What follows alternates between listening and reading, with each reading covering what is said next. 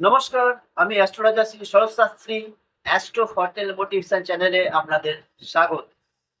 হ্যাঁ, দর্শক বন্ধু, অনেকে আমার কাছে রিকোয়েস্ট করেছে বা জানতে চেয়েছেন যে দাদা আমার তো ছকে কালসর্প দোষ আছে, মাঙ্গলিক দোষ আছে। কেউ জানতে চাচ্ছে আমার ছকে গুরু শনির দোষ আছে বা দারিদ্র দোষ আছে।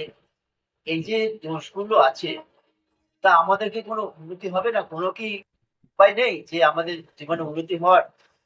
তারা এইসব দোষগুলো ব্যাপার নিয়ে খুব চিন্তিত। তারা এই নিয়ে এটাই ভেবে ফেলেছে যে তাদের যখন এই দোষগুলো আছে তাহলে তাদের জীবনে আর কোনো উন্নতি হবে না, বা তারা জীবনে এগোতে পারবে না বা কোনো সাকসেসের রাস্তা তারা খুঁজে পাবে না।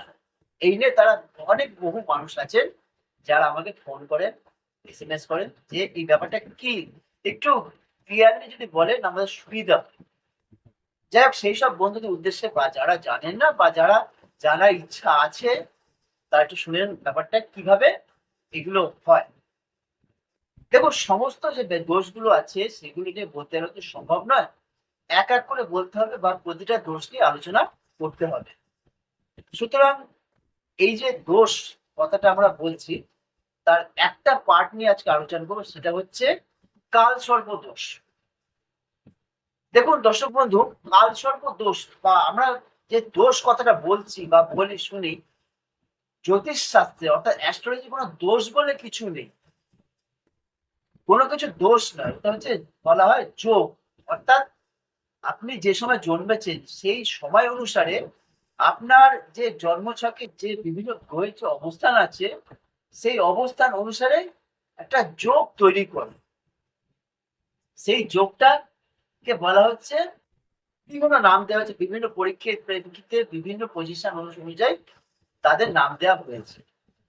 এবার আজকে আলোচনার মধ্যে রাখছি জাস্ট কাল সর্প দোষ বা কাল সর্প যোগ। দর্শক বন্ধু, এটাকে দোষ বলবেন না, এটাকে যোগ যোগ বলাই বাঞ্ছনীয়। তা কালসর্প জিনিসটা কি? কালসর্প মানে সাপ বা সাপের মতো কোনো বিষাক্ত কোনো ব্যাপার আছে, বা বিষধর সাপের দংশিত কোনো এরকম কোনো ব্যাপার না। এটা কোনো সেরকম কোনো ব্যাপারই না, বা সাপ সম্পর্কে কোনো কিছুই না কালসর্প দোষ যোগটা। তাহলে কালসর্প জিনিসটা কি? কেনই বা এই নাম কালসর্প হয়েছে? হ্যাঁ দর্শক বন্ধু, এটা নিয়ে অনেকে চিন্তা ভাবনা করেন। কালসর্প মানে তার জীবনটা বিষময় হয়ে গেল, আর জীবনে কোনো উন্নতি হবে না, জীবনে হায় হায় পড়ে গেল। তা কালসর্প ব্যাপারটা কি একটু ভালো করে বুঝে নিন। আমাদের যে ৯টা গ্রহ রয়েছে, ইভেন রাহু কেতুকে নিয়ে, রাহু কেতু যদি উপগ্রহ দেখা যাচ্ছে কোনো জন্মছকে বা কারো জন্মছকে, যে রাহু আর কেতু সবসময় জানি রাহু কেতু বিপরীতেই থাকে। তা যে কোনো দিকে, একদিকে রাহু তার সমসপ্তমে কেতু থাকে। এবার রাহু কেতু রয়েছে, তার যে কোনো একটা পাশে সমস্ত গ্রহগুলো অর্থাৎ ৭টা গ্রহ রয়েছে, আর ঠিক তার অপোজিটের সার্কেলে কোনো গ্রহ নেই, ফাঁকা। অর্থাৎ রাহু কিন্তু মনে হচ্ছে ঘিরে রেখেছে গ্রহগুলোকে। যেমন মাছ ধরা জালে দেখবেন একদিকে দুই দিকে ধরে থাকে আর মাঝখানে মাছগুলো মাছ টেনে তোলা হয়। সেই রকম রাহু কিন্তু দুদিকে যেন ধরে রেখেছে গ্রহগুলোকে, জালে করে যেন ধরে তুলে তুলছে। এইরকম একটা পরিস্থিতি তৈরি হয় ছকের মধ্যে। তখন সেটাকে বলা হচ্ছে কাল সর্প দোষ যোগ। এবার এতে কি আছে, এই যে অসুবিধাটা কি আছে তার সুবিধাটা কি আছে? হ্যাঁ, কালসর্প যোগ যেটা বলছি, তাতে দেখা যাবে যে যে রাহু কেতু যেখানে যেখানে, কিন্তু সেই জাতক বা জাতিকার ওই রাহু কেতু ভেতরে যখন গ্রহগুলো থাকে, সেই জাতক বা জাতিকার জীবনের সাকসেসটা হয়, কিন্তু একটু পরিশ্রমের মাধ্যমে। খুব সহজে সাকসেসটা পেতে চায় না। কিন্তু এই যে পরিশ্রম করছেন, করে সাকসেসটা অর্জন করছেন, এর সফলতা কিন্তু আবার দীর্ঘদিন থাকবে। আপনি দীর্ঘদিন এর সফলতা বহন করতে পারবেন। সুতরাং কালসর্প দোষ, এটা যেটা আমরা বলছি, বা কালসর্প যোগ, এতে জাতক বা জাতিকাকে অনেক সমস্যার সম্মুখীন হতে হয়। তাদের অনেক সমস্যার মধ্যে দিয়ে কিন্তু এগোতে হলে তাদেরকে সারা জীবন সমস্যার মধ্যে এগোতে হবে না। সেটা নয়। কেন? গ্রহের যে গতিবিধি আছে সেই গতিবিধি অনুসারে তারা সুফল কুফল সবই পাবেন, কষ্ট পাবেন।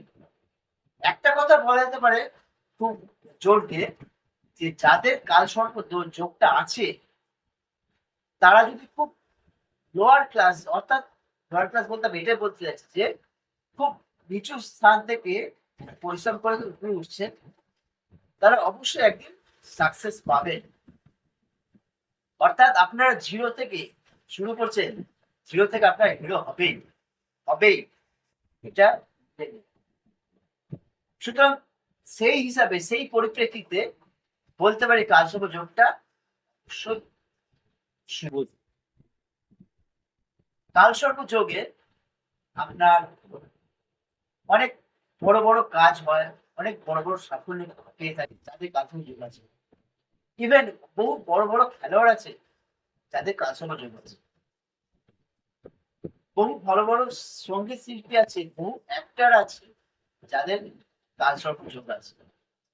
আমরা বিভিন্ন ছক অ্যানালিসিস করে দেখেছি যে কালসর্প যোগে যে সকল মানুষরা সফলতা পেয়েছে তারা একদম গোড়াতে খুব পরিশ্রম করেছে, অনেক মেহনত করে, অনেক স্ট্রাগল করে, অনেক সময় দিয়ে তারা সেই সফলতা স্থানে পৌঁছেছে। কিন্তু পৌঁছে যাওয়ার পর তারা কিন্তু আর নিজে নামে, তারা সেই জায়গাটা ধরে রাখতে পেরেছে। সেই অর্থে বলা যেতেই পারে যে কালসর্প যোগটা খুবই ভালো। সুতরাং এই যোগটা থাকা মানে আপনি অবশ্যই চেষ্টা করে যাবেন যে আপনার সফলতা অর্জন করার জন্য আপনি সেই ক্ষেত্রগুলো, যে ক্ষেত্রগুলো আপনি পছন্দ করেন, আপনি ভালো বোঝেন, আপনি ভালো আইডিয়া করতে পারেন, বা আপনার সেই সব ক্ষেত্রগুলো আপনার খুব পছন্দের, সেই সব ক্ষেত্র নিয়ে আপনি এগিয়ে যান, আপনি কর্ম করতে থাকুন, আপনি সেই ক্ষেত্র নিয়ে আপনি কাজ চালিয়ে যান, আপনি সফলতা পাবেন। সুতরাং আমার হিসেবে বা জ্যোতিষ শাস্ত্র হিসেবে কালসর্প যোগটা কখনো খারাপ যোগ, কিন্তু সব যোগই যে ভালো হবে তাও নয়। যেমন খারাপ নয় বলছি, কালসর্প যোগের পিছনে একটা অন্ধকার দিকও আছে, যেমনি প্রদীপ আলো দেয় তার পিছনে অন্ধকারও থাকে।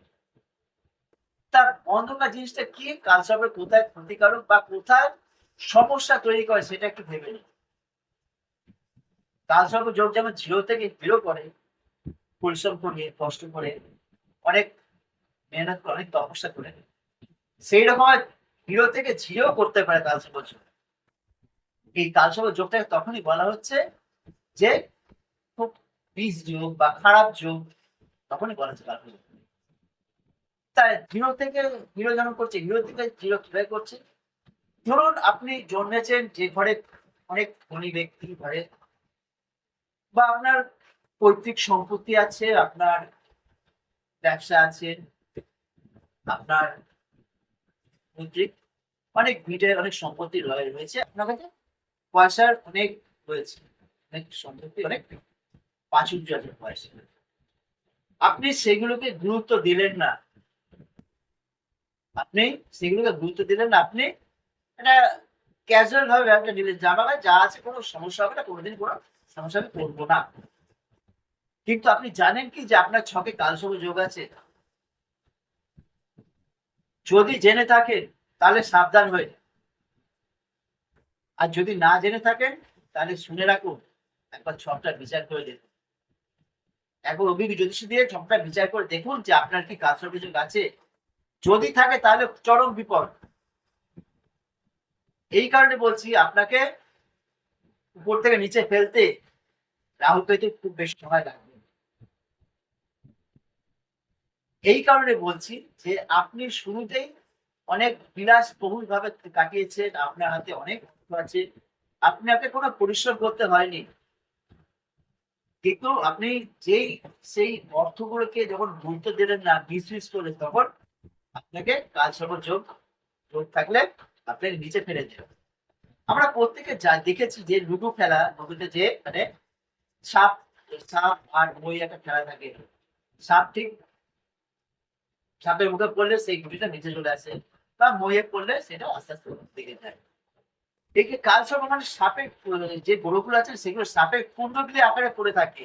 সাপ যেমন কুণ্ডলী ভাবে পেঁচিয়ে পড়ে থাকে, সেই রকমের গ্রহগুলো ওই রাহু কেতু একদিকে থাকে, তার ভিতরে ওগুলো কুণ্ডলী আকারে পড়ে থাকে। সুতরাং রাহুর মুখে আপনি যদি পড়েন তাহলে আপনাকে নিচে চলে আসতেই হবে। আর একবার যদি আপনি উপর থেকে নিচে পড়ে যান, অর্থাৎ আপনার যদি অর্থনৈতিক ধস নামে, তাহলে আপনি কোনোদিন আর দাঁড়াতে পারবেন না। এই কালসর্প যোগের জন্য, কালসর্প যোগের জন্য আপনি একবার যদি উপর থেকে নিচে চলে আসেন, অর্থনৈতিক থেকে আপনার ধস নামে, আপনি যদি অর্থনৈতিক ভাবে পড়ে যান, ক্ষতিগ্রস্ত হন, তাহলে আপনি কিন্তু কোনোদিনই উঠে দাঁড়াতে পারবেন না সমাজে। আপনি সে আগের জায়গাটা তৈরি করতে পারবেন না এই কালসর্প যোগের জন্য। সুতরাং একটু ব্যাপারটা মাথায় রাখবেন। কালসর্প দোষ যেমন ভালো, ঠিক ততটাই খারাপ। খারাপ তখনই হবে যদি আপনি সেই দোষটাকে, সেই যোগটাকে যদি গুরুত্ব না দেন। আপনাকে যদি আপনার হাতে অর্থ থাকে অবশ্যই গুরুত্ব দেবেন, যদি অর্থ না থাকে তাও গুরুত্ব দেবেন। কেন এই যোগটা খুব শুভদায়ক যোগ। প্রতিটা শুভদায়ক যোগের পিছনে অশুভ কিছু ব্যাপার থাকে, সেই ব্যাপারটা আপনাদের ক্লিয়ার করে বললাম। সুতরাং কালসর্প যোগ নিয়ে কোনো ভয় পাওয়ার ব্যাপার নেই। খালি যোগটাকে একটু অ্যানালাইসিস করুন। আপনি কোন জায়গায় দাঁড়িয়ে আছেন, আপনার পরিস্থিতিটা কি আছে। আপনি যদি খুব নিচের দিকে দাঁড়িয়ে থাকেন, আপনাকে অবশ্যই পরিশ্রম করতে হবে, তবে আপনি সাকসেস জায়গায় যেতে পারবেন। আর যদি যেতে না পারেন, আপনি যদি উপর দিকে থাকেন, ধনী হয়ে থাকেন, আপনার হাতে প্রচুর পয়সা সম্পত্তি থাকে, সেখানেও সাবধান হয়ে যান। কেন এগুলো মিসইউজ করলে আপনাকে নিচে নামতে হবে। আর নিচে একবার যদি আপনি নেমে যান অর্থনৈতিক ভাবে, তাহলে আপনাকে কেউ দাঁড় করাতে পারবে না, যেহেতু আপনার জন্মছকে কালসর্প যোগ আছে। সুতরাং দর্শক বন্ধু, এই কালসর্প যোগে বিভিন্ন দিক থেকে সমস্যা আছে, লেখাপড়ার দিক থেকে শুরু করে সাবসাইড সব দিক থেকে সমস্যা আছে, সমস্যা একটা নয়। সুতরাং যার শখের কালসর্প যোগ আছে মনে হয়, সে কোনো ভয় করবেন না, কোনো চিন্তার ব্যাপার নেই, অবশ্যই আপনি সাকসেস পাবেন। কিন্তু তার আগে একটা অভিজ্ঞ জ্যোতিষীকে দিয়ে আপনি আপনার জন্মছকটা বিচার করে নেবেন যে কালসর্প থাকলে কি করা যাচ্ছে, যদি থাকে তো কি করণীয়, যদি না থাকে তাহলেও কি করণীয়, বা সমস্যা থাকে আপনারা জানতে পারবেন। এই যে যোগটাকে নিয়ে কখনো হেলাফেলা করবেন না, এটাই বলার। যাই হোক, এরকম আরো আরো যোগ আছে যেগুলো, যেমন বুধাদিত্য যোগ নিয়ে বলবো, তারপর মাঙ্গলিক যোগ নিয়ে বলবো, তারপর সাধু সর্প যোগ নিয়ে বলবো। অনেক যোগ আছে, অনেক যোগ আছে। এই যোগগুলো নিয়ে এক একটু আলোচনা করবো, শুনবেন, ব্যাপারটা ক্লিয়ার হবে। ভয় পাওয়ার কোনো ব্যাপার নেই। জন্মছকে আপনারা বা আমরা যে যোগটা নিয়ে আসি, সেই যোগটাকে আমাদের সাফার করতে হবে, কিন্তু কি করলে সেইখান থেকে আমরা মুক্তি পাবো, অর্থাৎ যেটা 100 ভাগ হওয়ার কথা সেখান থেকে আমরা 10 ভাগ তার সাফার করবো, সেই রাস্তাটা একজন অভিজ্ঞ জ্যোতিষী আপনাকে বলে দিতে পারে। সুতরাং কোনো যোগ নিয়ে ভয় পাবেন না, ভয় পাওয়ার কোনো প্রশ্নই নেই এখানে। যাই হোক, আমার সঙ্গে যোগাযোগ করতে গেলে নিচে স্ক্রিনে ফোন নাম্বার দেওয়া আছে, অবশ্যই সেই নাম্বারে যোগাযোগ করে নেবেন।